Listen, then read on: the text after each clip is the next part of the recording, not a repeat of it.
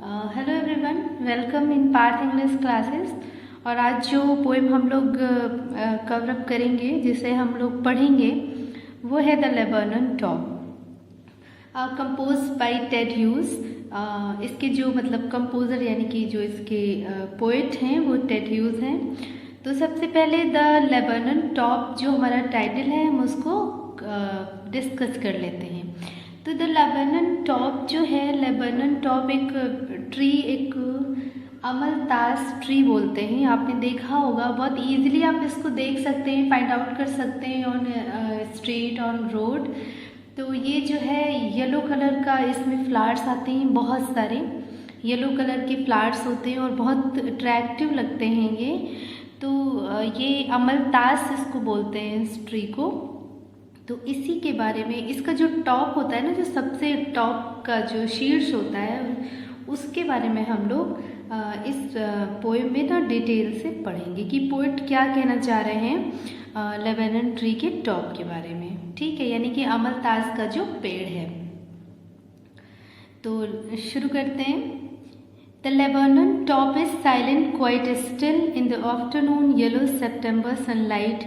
A few leaves yellowing, all its seed fallen. ठीक है, तो देखिए क्या बता रहे हैं वो, कि जो लेबनन का ट्री है वो बहुत ही ज़्यादा क्या है, उसका जो टॉप पोर्शन है, जो सबसे ऊंचाई का जो शीर्ष पॉइंट है, वो एकदम क्या है, शांत है। बहुत ही जो लेबनन ट्री है वो एकदम शांत है, साइलेंट होता है, शांत एंड क्वाइट स्टिल, बिल्कुल स्थिर है, रुका हुआ है, ठहरा हुआ है। उसमें कोई भी हलचल नहीं है, कोई भी उसमें एक्टिविटी नहीं हो रही है, तो वो बिल्कुल शांत सा है। In the afternoon yellow September sunlight.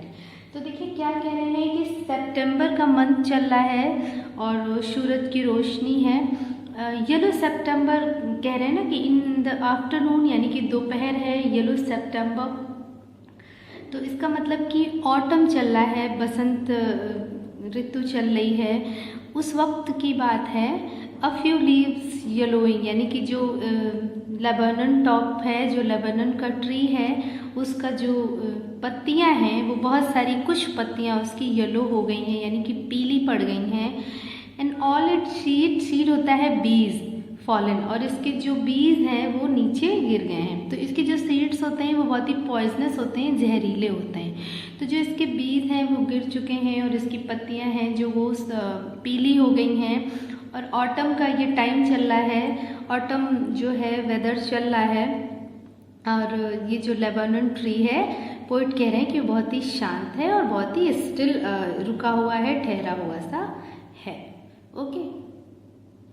The goldfinch comes with a twitching chirrup, a suddenness, a startlement at a branching. तो क्या कह रहे हैं कि देखिए पहले इसका मीन जान लेते हैं। जो गोल्डफिंच होती है वो एक बर्ड है जो कि बहुत ही मेलोडियस बर्ड है, ये सिंगिंग बर्ड है और बहुत अच्छा ये गाती है, बहुत सुरीला सा गाती है अपने येलो फेदर के साथ। ये बहुत खूबसूरत भी है देखने में। और ये ट्विचिंग चुरप होता है कि झटके के साथ छोटे छोटे जो साउंड निकालना, आवाज़ें निकालना, बहुत ही हाई पिच पे, यानी कि बहुत ही तीखे जो स्वर निकालते हैं एक झटके के साथ, बहुत छोटे छोटे साउंड और तीखे स्वर, बहुत ही ऊंचे हाई स्वर निकालना। एंड स्टार्टमेंट मीन्स होता है कुछ भी अचानक हो जाना, कुछ ऐसा हो जाना जिससे कि जो कि अनएक्सपेक्टेड हो और लोग डर जाए।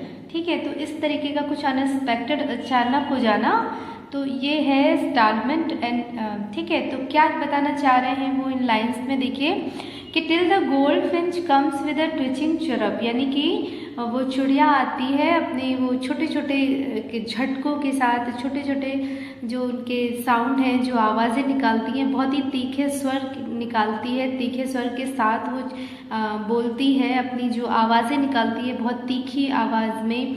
अ सडनेस, अचानक होता है कि जो भी कुछ हो रहा है वो अचानक होता है, कि वो अचानक से आती है और अपने वो तीखे तीखे से हाई स्वर निकालती है झटकों के साथ, छोटे छोटे साउंड। एंड स्टार्टमेंट एट अ ब्रांच एंड, और जो ब्रांच होती है, जो टहनी होती है, उसके लास्ट ब्रांच में जो ट्री है उसकी लास्ट जो ब्रांच है उस पे आकर के बैठ जाती है। स्टार्टमेंट मतलब ऐसा कुछ होता है जिससे कि लोग जो है हैरान हो जाते हैं, थोड़ा परेशान हो जाते हैं। तो क्यों हैरान हो जाते हैं? क्योंकि वो एकदम से आई गोल्डफिंच और अपनी वो तीखी तीखी आवाज़ें निकालने लगी, छोटे छोटे साउंड में तीखी तीखी वॉइस एक झटके के साथ वो निकालने लग गई, जिससे कि लोग थोड़ा सा आसपास के लोग उससे हैरान परेशान हो जाते हैं। तो स्टार्टिंग में तो होता है हैरान या परेशान हो जाना, ये कुछ मतलब कुछ अचानक ऐसा हुआ कि जिससे हैरान हो गया इंसान या परेशान हो जाना। Then seek as a lizard and alert and abrupt she enters the thickness and a machine starts up। तो देखिए क्या कहना है, पहले तो मीनिंग देख लेते हैं क्या है इसका मतलब। स्लीक होता है स्मूथ, बहुत ही ब्राइट और बहुत ही स्मूथ, बहुत ही सूद, चमकीला, बहुत ही अच्छा चिकना सा। लिजर्ड पता है आपको। एंड अलर्ट सचेत है ना। अब्रप्ट मतलब होता है कुछ भी एकदम से हो जाना, मतलब she enters the thickness and machine start. Thickness होता है डेंस, घना। तो वो जो है जो गोल्डफिंच है वो बिल्कुल लिजर्ड की तरह बहुत ही चिकनी सी, बहुत ही ब्राइट सी दिखती है एंड सचेत रहती है एंड अब्रप्ट, और वो एकदम से अचानक ही शी एंटर्स द थिकनेस यानी कि वो एरिया, ट्री का वो एरिया जो बहुत ही डेंस हो, बहुत ही ज़्यादा घना हो, जहाँ पे बहुत ज़्यादा फ्लावर्स हों, बहुत ज़्यादा ब्रांचेज हों। तो उनमें जा कर के एंटर्स, वो विंटर करती है, वो वहाँ पर जा कर के उसके अंदर चली जाती है, उस एरिया में जो बहुत ही घना होता है, जहाँ पर उसका नेस्ट है यानी कि उसका घोंसला बना हुआ है। तो वो उस एरिया में चली जाती है, पेड़ के एक घने एरिया में। And a machine starts up. और तो मशीन स्टार्टअप का मतलब यहाँ पे क्या है कि मशीन मीन्स है यहाँ पे जो बताना चाह रहे हैं वो, तो वो साउंड जो प्रोड्यूस होता है बाय बर्ड, जो बर्ड अपनी जो वो ट्विचिंग चिरप के साथ आकर बैठती है, जो उसकी वॉइस होती है, जो उसकी आवाज़ें निकालती है, तो उसके आने से ऐसा लगता है कोई मशीन स्टार्ट हो गई। तो यानी कि जो मशीन वाला जो ये वर्ड है ये यूज़ हुआ है बर्ड के साउंड के लिए, बर्ड की वॉइस के लिए, कि वो आकर के जो भी चहचहाहट, जो भी अपनी चैटरिंग शुरू करती है, उससे ऐसा लगता है कि मशीन स्टार्ट हो गई, यानी कि उसमें वहाँ पर कुछ आवाज़ें आने लगी, तो ऐसा लगा कि मशीन स्टार्ट हो गई। Of chittering and tremor of wings and trilling the whole tree tremble and thrill. तो देखिए क्या बता रहे हैं कि जो मशीन बता रहे हैं कि स्टार्टअप हो गई, तो क्या हुआ, चिटरिंग, जो मतलब वो चिटरिंग करने लगी, जो वॉइसेस उसकी निकालने लगी अपनी चिटरिंग करके, बात करके। एंड टर्मोइड ऑफ विंग्स, और उसके जो विंग्स वगैरह हिलने डुलने लगे अंदर, क्योंकि वो एंटर द थिकनेस, अंदर गई अपने नेक्स्ट में, उस डेंस एरिया में ट्री के चली गई जहाँ पे उसका नेस्ट है, जहाँ उसके बच्चे हैं, उसकी फैमिली है, तो वो उनके साथ जाकर के चिटरिंग करने लगी, बातें करने लगी। एंड टर्म ऑफ विंग्स, और अपने पंखों को फड़फड़ाने, हिलाने डुलाने लगे, सारे के सारे वहाँ पे बात करने लगे होंगे, सब खुश होने लगे होंगे, इंजॉय करने लगे होंगे।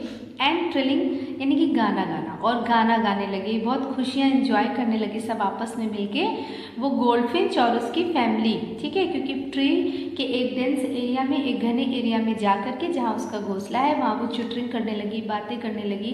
टर्मोइड ऑफ विंग्स, अपने विंग्स वगैरह सारे लोग हिलाने फड़फड़ाने लगे, हिलने डुलने लगे। एंड ट्रिलिंग्स, और गाने गाने लगे, सॉन्ग गाने लगे, जिससे कि क्या हुआ, the whole trees trembles and thrill. तो ट्रेम्बल होता है कांपना, थ्रिल मतलब एक एक्साइटमेंट आ गया ट्री के अंदर एकदम से, जो कि अभी थोड़ी देर पहले बिल्कुल शांत था, रुका हुआ था, ठहरा हुआ था। हमारी जो अब लाइन्स थी उसमें हमने अभी देखा था ना कि वो ट्री बिल्कुल रुका हुआ था, शांत था, उसमें अब क्या हुआ, वो अब कांपने लगा, उसमें एक्साइटमेंट आ गया, बिल्कुल हिलने डुलने सा लगा, बहुत हलचल हो गई उस ट्री में। जो अमलतास का ट्री है, जो लेबनान ट्री है, उसमें हलचल सी होने लगी बहुत ज़्यादा उसमें। तो ये जो हलचल होने लगी, जो वो हिलने डुलने लगा, इसकी वजह से ये कह रहे हैं कि ऐसा लगा कि कोई मशीन स्टार्ट हो गई, ऐसा लगा कि कुछ मशीन से स्टार्ट हो गई। Okay, it is the engine of a family. तो देखिए ये क्या कह रहे हैं कि ये जो मतलब ये जो लेबनान ट्री है, ये उसकी फैमिली का क्या है, इंजन है। ये जो ट्री है ये उसकी फैमिली का, किसकी फैमिली के, गोल्डफिंच की जो फैमिली है उसका, ये उसके लिए ये इंजन का काम कर रहा है।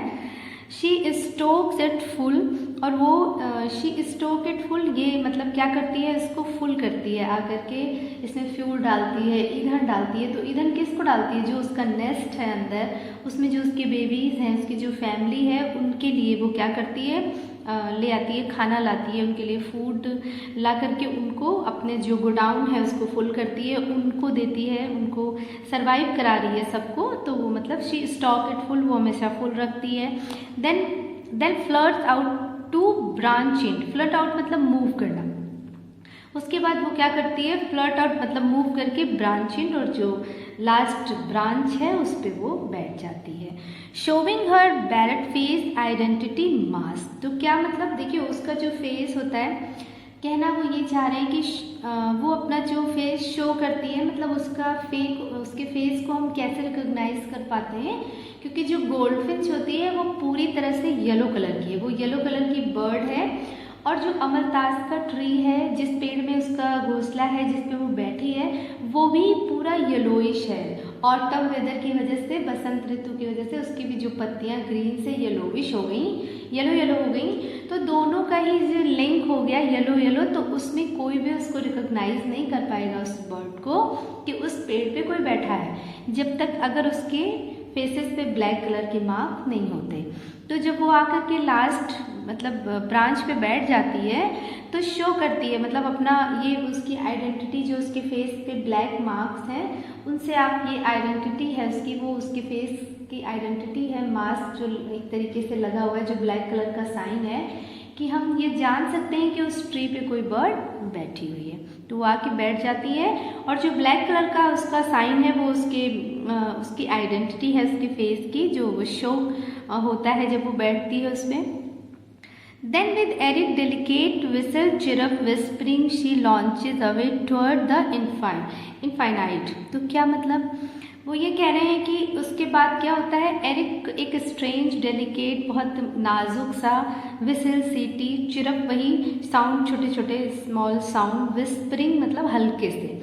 तो उसके बाद वो बहुत ही हल्के से धीरे धीरे का बहुत स्लोली विस्परिंग करते हुए, कुछ हल्की हल्की वॉइस में, जैसे कि सीटी की वॉइस होती है उस तरीके से हल्की हल्की वॉइस में कुछ कहते हुए, कुछ विस्परिंग करते हुए कहते हुए शी लॉन्चेज अवे, वो चली जाती है टवर्ड की तरफ, इनफाइनाइट मतलब ओपन स्काई में। वो कहाँ चली जाती है, ओपन स्काई में चली जाती है।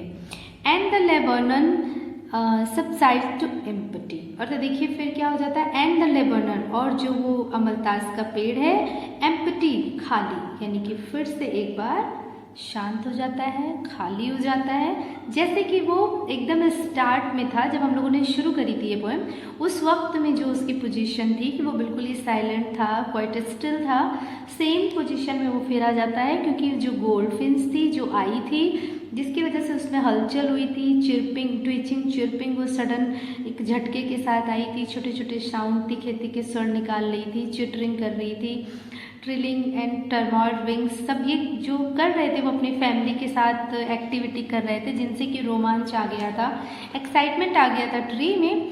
वो अब क्या हो गया, ख़त्म हो गया, क्योंकि गोल्डफिन जा चुकी है, तो वो पहले की तरह फिर से अब शांत हो गया लेबनन ट्री। ओके, तो ये थी आपकी पोएम द लेबनन टॉप, बहुत ही अच्छी, बहुत ही इंटरेस्टिंग, गोल्डफिंच की एक उसकी फैमिली की भी कह सकते कि स्टोरी थी, कितना उसका लिंकअप है उस अमलतास ट्री के साथ, क्योंकि वो भी येलो कलर की और वो भी येलो कलर का था। तो बहुत ही इंटरेस्टिंग पोएम है, होप कि आपको पसंद आई होगी और समझ में भी आई होगी। Still if you have any issue you can confirm to me. Okay, तो मिलते हैं नेक्स्ट पोएम के साथ। Till then goodbye and take care.